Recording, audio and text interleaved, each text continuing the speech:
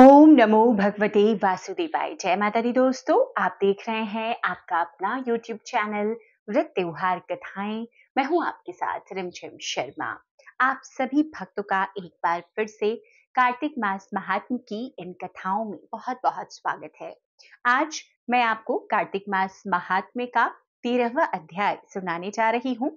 इस अध्याय में सांसारिक पुण्य से धनेश्वर का उद्धार, दूसरों के पुण्य और पाप की आंशिक प्राप्ति के कारण तथा मासोपवास व्रत की संक्षिप्त विधि बतलाई गई है।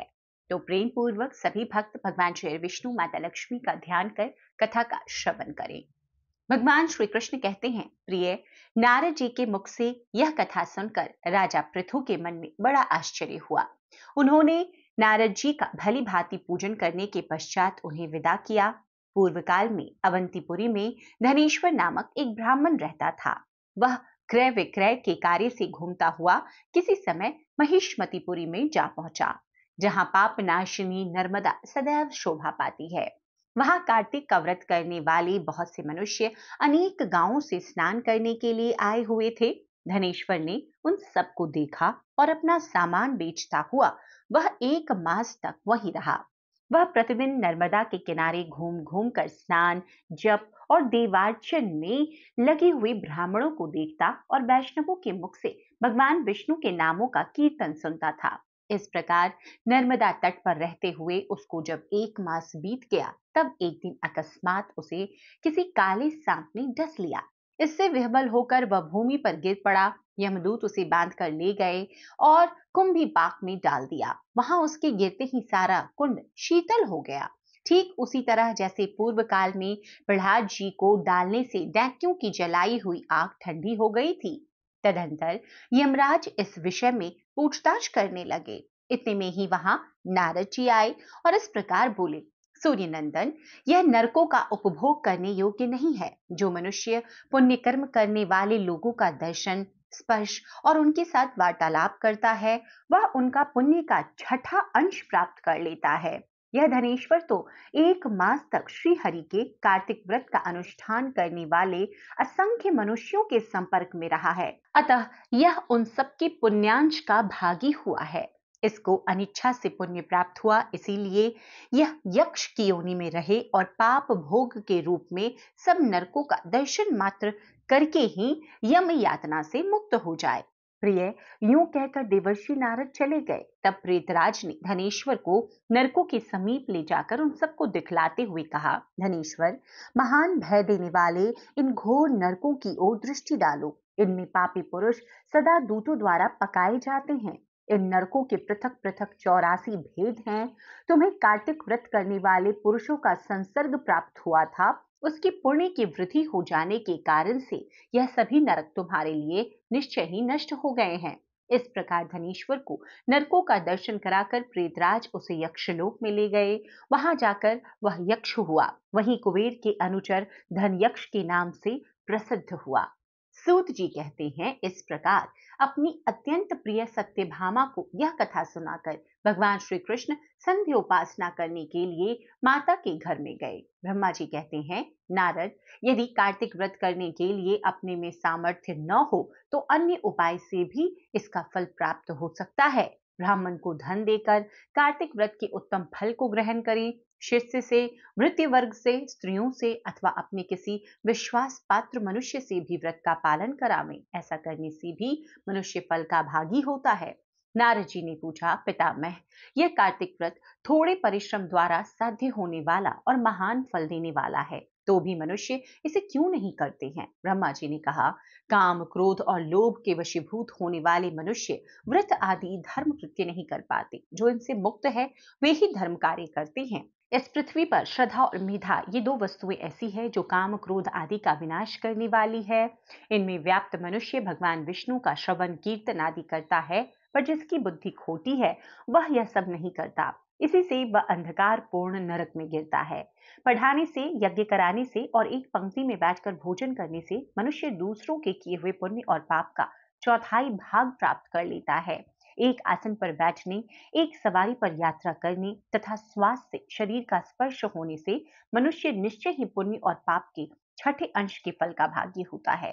दूसरे के स्पर्श से, भाषण से तथा उसकी प्रशंसा करने से भी मानव सदा उसके पुण्य और पाप के 10वें अंश को प्राप्त कर लेता है। दर्शन और श्रवण से अथवा मन के द्वारा उसका चिंतन करने से वह दूसरे के पुण्य और पाप का शतांश प्राप्त करता है। जो दूसरे की निंदा करता है, चुगली खाता है तथा उसे धिक्कार देता है, वह उसके किए हुए पातक को स्वयं लेकर बदले में उसे अपना पुण्य देता है। जो मनुष्य किसी पुण्य कर्म करने वाले पुरुष की सेवा करता है, यदि वह उसकी पत्नी, भृत्य और शिष्यों से भिन्न है तथा उसे उसकी सेवा के अनुरूप कुछ धन नहीं दिया जा रहा है, तो वह भी सेवा के अनुसार उस पुण्यात्मा के पुण्य फल का भागी होता है। जो एक पंक्ति में बैठे हुए पुरुष को रसोई परोसते समय छोड़कर आगे बढ़ जाता है, उसके पुण्य का छठा अंश वह छूटा हुआ व्यक्ति प्राप्त कर लेता है। स्नान और संध्या आदि करने से जो दूसरे का स्पर्श अथवा दूसरे से भाषण करता है, वह अपनी कर्म जनित पुण्य का छठा अंश उसे निश्चय ही दे डालता है। जो धर्म के उद्देश्य से दूसरों के पास जाकर धन की याचना करता है, उसके उस पुण्य कर्म जनित फल का भागी वह धन देने वाला भी होता है। जो दूसरों का धन चुराकर उसके द्वारा पुण्य कर्म करता है, वहां कर्म करने वाला तो पापी होता है तथा जिसका धन चुराकर उस कर्म में लगाया गया, वही उसके पुण्य फल को प्राप्त करता है। जो दूसरों का ऋण चुकाए बिना मर जाता है, उसके पुण्य में से वह धनी अपने धन के अनुरूप हिस्सा बटा लेता है। जो बुद्धि, सलाह देने वाला, अनुमोदन करने वाला, साधन सामग्री देने वाला तथा बल लगाने वाला है, वह भी पुण्य पाप के छठे अंश को ग्रहण करता है।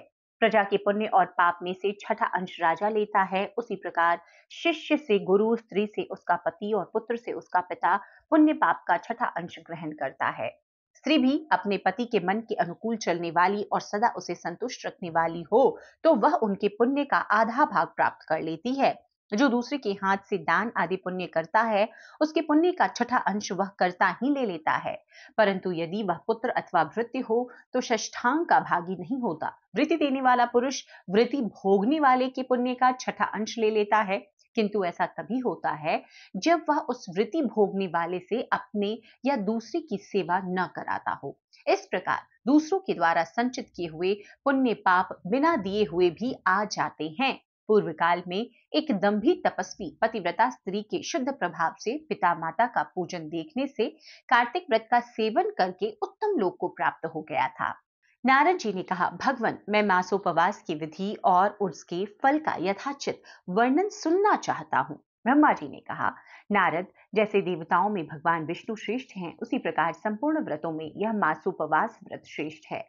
अपने शरीर के बलाबल को समझकर मासोपवास व्रत करना चाहिए। अश्विन के शुक्ल पक्ष की एकादशी को उपवास करके 30 दिनों के लिए इसी व्रत को ग्रहण करना चाहिए और उतने दिनों तक भगवान के मंदिर में जाकर तीनों समय भक्ति पूर्वक नैवेद्य, धूप, दीप तथा नाना प्रकार के पुष्पों से अश्विन के शुक्ल पक्ष की एकादशी को उपवास करके 30 दिनों के लिए इस व्रत को ग्रहण करना चाहिए। उतने दिनों तक भगवान के मंदिर में जाकर तीनों समय भक्ति पूर्वक नैवेद्य, धूप, दीप तथा नाना प्रकार के पुष्पों से मन, वाणी और क्रिया द्वारा भगवान गरुड़ ध्वज की पूजा करनी चाहिए। स्वयं धर्मपरायण मनुष्य अपने इंद्रियों को वश में रखने वाली सौभाग्यवती अथवा विधवा स्त्री भगवान वासुदेव की पूजा करे। दूसरे का अन्न ग्रहण न करें, परंतु स्वयं दूसरे को अन्न दें। व्रतस्थ पुरुष शरीर में उपटन लगाना, मस्तक में तेल मलना, पान खाना और चंदन आदि का लेपन करना छोड़ दे। इसके सिवा अन्य निषिद्ध वस्तुओं का भी त्याग करे। व्रत का पालन करने वाले मनुष्य विपरीत कर्म में लगे रहने वाले किसी मनुष्य का ना तो स्पर्श करे और ना ही उससे वार्तालाप करे। गृहस्थ भी देव मंदिर में रहकर व्रत का आचरण करे। यथोक्त विधि से मासोपवास व्रत पूरा करके द्वादशी में परम पवित्र भगवान विष्णु का पूजन करे। दक्षिणा दे। मासोपवास के अंत में 13 ब्राह्मणों का वरण करके वैष्णव यज्ञ करावे।